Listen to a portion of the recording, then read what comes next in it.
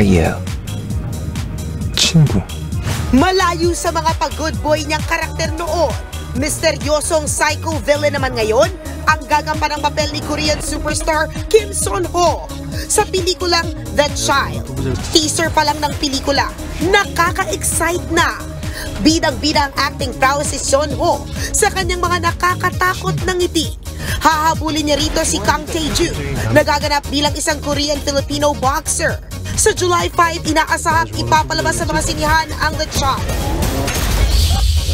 Ito naman ang isa pang psycho villain character. Ano, Carlos? Si John Arcilla aka Carlos Fierro ng Dirty Linen. Pinatay niya si Attorney Olga, played by Andrea Del Rosario.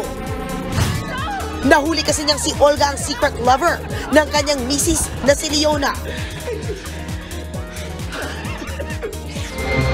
Si Olga yan! Saan mo? Pag nilalo mo! Lagay mo sa tao. At sa tulong ni Ador na karakter ni Epi Quizon, tinapon nila sa dagat si Olga. Ang intense, di ba? Kaya naman kagabi, usap-usapan na naman online ng Dirty Linen. Nakatatlong trending spot sa Twitter ang hashtag DL Wanted episode kagabi.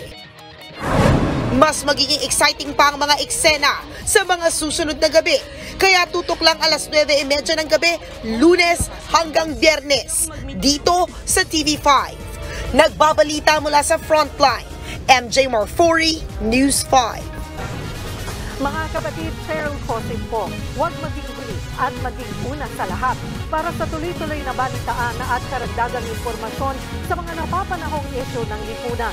Tumutok lamang at mag-subscribe sa social media pages ng News 5.